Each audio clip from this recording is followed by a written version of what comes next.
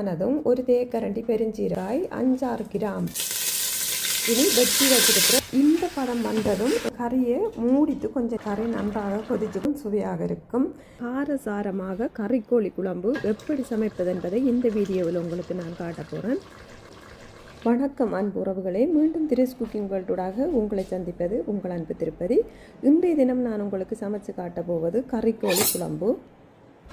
தெரியாதவர்கள் கற்றுக்கொள்ளும் முறையில் இந்த கோழி குழம்பை உங்களுக்கு நான் இலகுவான முறையில் சமைச்சு காட்ட போகிறேன். இதற்கு நான் எடுத்துக்கொண்டது ஃப்ரெஷ்ஷான முழுக்கோழி. முதல்ல கோழியை கறிக்கேற்ற துண்டுகளாக வெட்டி எடுத்துக்கொள்ளலாம். கறிக்கேற்ற துண்டுகளாக வெட்டி எடுப்பதற்கு முதல் கோழியை நன்றாக முழுசாகவே கழுவி எடுக்க போகிறேன். முழுசாக இருக்கும்போது நன்றாக கழுவி எடுத்தால் வெட்டினத்துக்கு பிறகு கோழியை கழுவ தேவையில்லை. எந்த இறைச்சியாக இருந்தாலும் வெட்டுறதுக்கு முன்னாடி இறைச்சியை நன்றாக கழுவி எடுக்க வேண்டும்.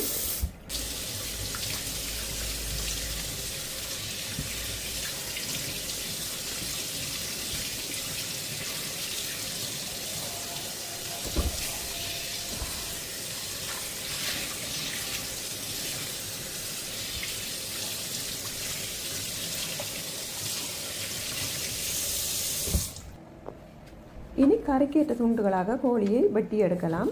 வெட்டினத்துக்கு பின்னாடி திரும்பவும் கோழி இறைச்சியை கழுவ தேவையில்லை. நான் ஓரளவு சின்ன துண்டுகளாகத்தான் வெட்டி எடுத்துக்கொள்ள போகிறேன். நீங்கள் வெட்டும்போது உங்களுக்கு எந்த அளவு துண்டுகளாக வெட்டி எடுக்க விருப்பமோ அந்த அளவுக்கு நீங்கள் வெட்டி எடுத்துக்கொண்டால் சரி.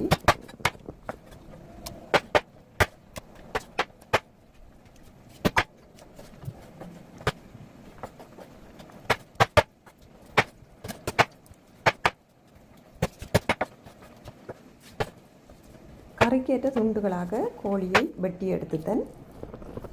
முதல்ல கோழிக்கு தேவையான கறித்தூள் சேர்த்துக்கொள்ள போகிறேன். கறித்தூள் என்று சொல்லும்போது யப்னா கறித்தூளாக இருந்தாலும் சரி, நீங்கள் உங்களுக்கு ஏற்ற வகையில் அரைச்செடுத்த கறித்தூளாக இருந்தாலும் சரி, உங்களுக்கு எந்த அளவுக்கு காரம் தேவையோ அந்த அளவுக்கு சேர்த்துக்கொள்ளுங்க. தேவையான அளவுக்கு உப்பு சேர்த்துக்கொள்ளுங்க.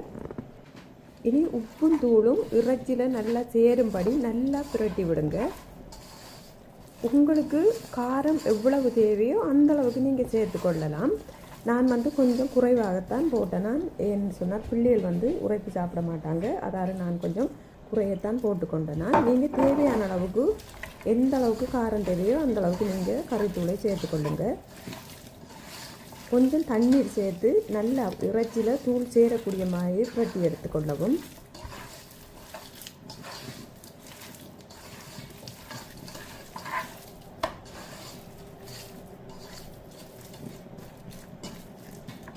நல்லா புரட்டி வச்சுட்டு உப்பு நல்லா சேர்ந்து இறைச்சியுடன் ஊறட்டும். இனி கறிக்கு தேவையான பொருட்களை வெட்டி எடுக்கலாம். கறிக்கு தேவையான பொருட்கள் நான் 2 பெரிய வெங்காயம் எடுத்திருக்கேன், 4 உள்ளிப்பல் எடுத்திருக்கேன், ஒரு சின்ன துண்டு இஞ்சி, மற்றது 4 பச்சை மிளகாய் எடுத்திருக்கேன், அதோட கறிவேப்பிலை எடுத்திருக்கேன். முதல்ல வெங்காயத்தை வெட்டி எடுக்க போகிறேன்.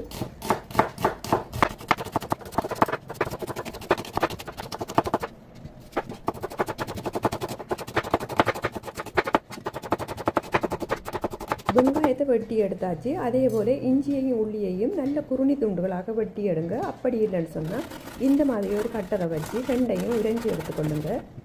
இதோட சின்ன வெங்காயம் இருந்தால் 4-5 வெங்காயத்தை உரித்து வெட்டி எடுத்துக்கொள்ளுங்க. நான் தண்ணி குழம்பாகத்தான் வைக்க போகிறேன், அதற்காக தக்காளி சேர்த்து கொள்ளவில்லை. நீங்கள் விரும்பினால் தக்காளியும் சேர்த்து கொள்ளலாம். இப்போ கறிக்கு தேவையான எல்லா பொருட்களையும் வெட்டி எடுத்தாச்சு.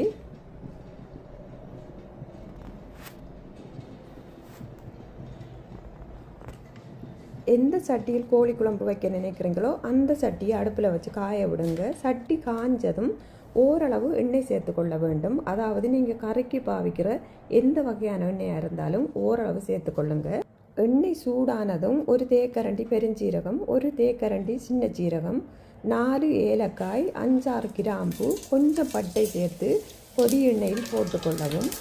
எண்ணெயில் சேர்ந்ததும் படபடண்டு பொரியும். அதே நேரம் நல்ல ஒரு வாசம் வந்து கொண்டிருக்கும்.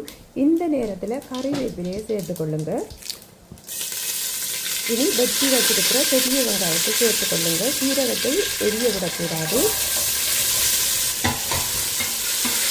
சேர்த்து எல்லாத்தையும் வதக்கி கொள்ளவும்.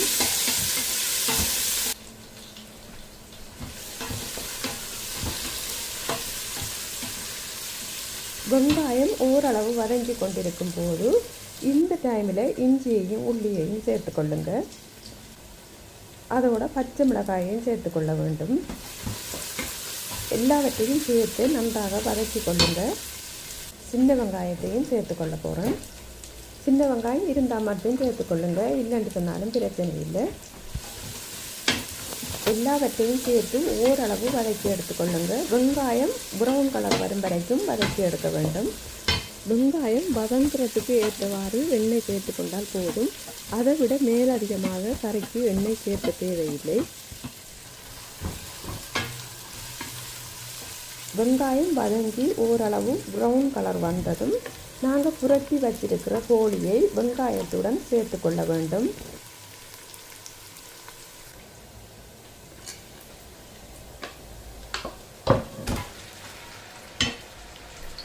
எல்லாவற்றையும் சேர்த்து நல்லா புரட்டி விடுங்க.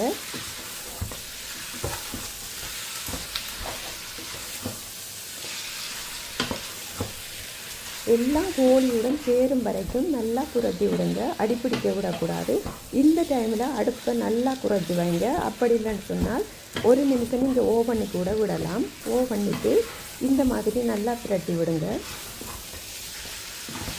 எல்லாவற்றையும் சேர்த்து நல்லா புரட்டி விட்டதும் இனி கொஞ்ச நேரம் கரைமூடியால் மூடி விடுங்க. அதாவது கரைமூடியில் ஆவி படியும் வரைக்கும் மூடி வைங்க. அடுப்பை ஓவண்ணி விடுங்க.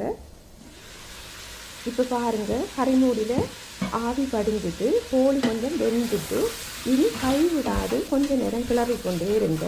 அடுப்பை திரும்பவும் நீங்கள் ஒன்றில் வச்சு கொள்ளலாம். இப்படி செய்யும்போது சட்டியில் கொஞ்சம் கூட ஒட்டி பிடிக்காது. அதுக்காகத்தான் கொஞ்சம் நேரம் அடுப்பை வந்து நல்லா குறைச்சி விடுறது. அப்படி இல்லைன்னு சொன்னால் அடுப்பை ஃபுல்லாக நிப்பாட்டி விடுறது தான் நல்லம். இப்போ பாருங்கள், எல்லாமே சேர்ந்து நல்ல ஒரு பிரட்டல் மாதிரி இருக்குது. இன்னும் கொஞ்சம் நேரம் இப்போ வந்து எண்ணெய் கொஞ்சமாக வெளியே வர தொடங்கிட்டு, இந்த எண்ணெய் வெளியே வர தொடங்கினதும் கொஞ்சம் நேரம் கோழியை அந்த எண்ணெயிலே சேர்த்து புரட்டி எடுத்துக்கொள்ளுங்க. இப்படி செய்தால்தான் கறி கொதிக்க வைக்கும்போது இறைச்சி துண்டுகள் கரைஞ்சு போகாது. நாங்கள் எந்த அளவு கறிக்கேற்ற துண்டுகளாக வெட்டினோமோ அந்த மாதிரி துண்டுகளாகவே கறிக்குள் கிடக்கும்.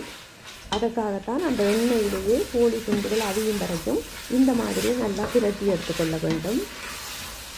இந்த பதம் வந்ததும் உங்களுக்கு எந்த அளவு குழம்பு தேவையோ அந்த அளவுக்கு தண்ணீர் ஊற்றி கொதிக்க வைக்க வேண்டும்.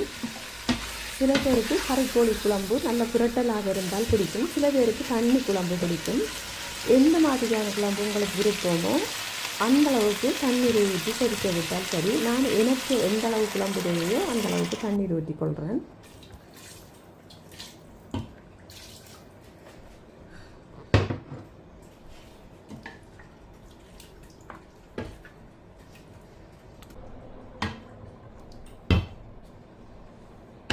இனி கறியை மூடிட்டு கொஞ்சம் நேரம் கொதிக்க விடுங்க. கறியை கொதிக்க விடுத்து கொஞ்சம் உருளைக்கிழங்கு சீவி வெட்டி சுத்தம் செய்து வச்சுருக்கேன். இதை கறி கொதித்ததுக்கு பிறகு தான் கறியுடன் சேர்த்து கொள்ள போகிறேன். நிறைய பேருக்கு கோழி குழம்புடன் உருளைக்கிழங்கு சேர்ப்பது விருப்பமாக இருக்கும். விருப்பம் இல்லைன்னு சொன்னால் நீங்கள் உருளைக்கிழங்கு சேர்க்காமல் கூட விடலாம். இப்போ கறி ஓரளவு கொதித்து கொண்டிருக்கு. இந்த டைமில் நான் வெட்டி வச்சுருக்கிற உருளைக்கிழங்கு கறியுடன் சேர்த்து கொள்ள போகிறேன். கறியை கிளறி விட்டு திரும்பவும் கொஞ்சம் நேரம் கொதிக்க விட வேண்டும். உருளைக்கிழங்கு அவியும் வரைக்கும் கறியை கொதிக்க விடுங்க.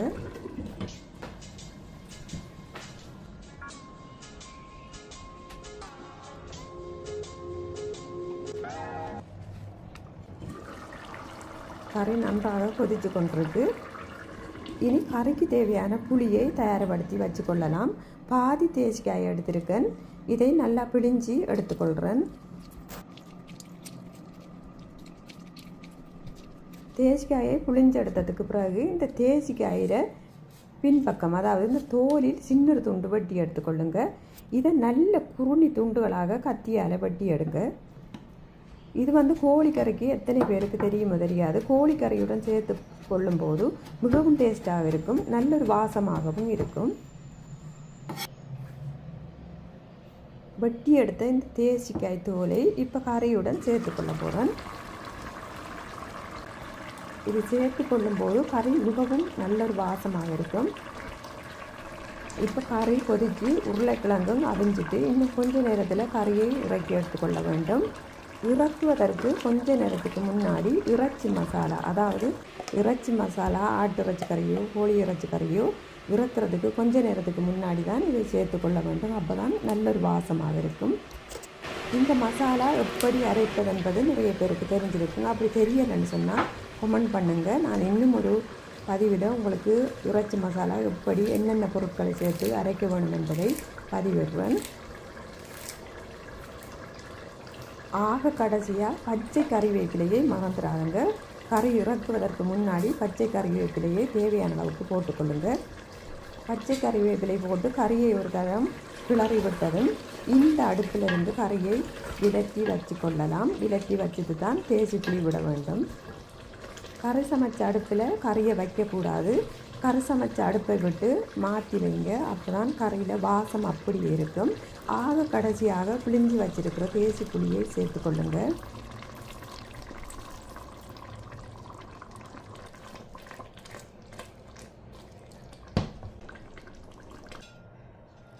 இந்த முறையில் கோழி குழம்பு சமைச்சு பாருங்கள், மிகவும் சுவையாக இருக்கும். கமெண்ட் பண்ணுங்கள், லைக் பண்ணுங்கள், ஷேர் பண்ணுங்கள். மறக்காமல் சேனலை சப்ஸ்கிரைப் பண்ணுங்கள். அப்போ தான் நான் போடுற வீடியோ உங்களுக்கு உடனுக்குடன் பார்க்கக்கூடிய மாதிரி இருக்கும். இன்னும் ஒரு நல்ல சமையல் குறிப்புடன் உங்களை சந்திக்கும் வரை உங்களிடமிருந்து விடைபெற்று செல்வது உங்கள் அன்பு திருப்பதி. நன்றி, வணக்கம்.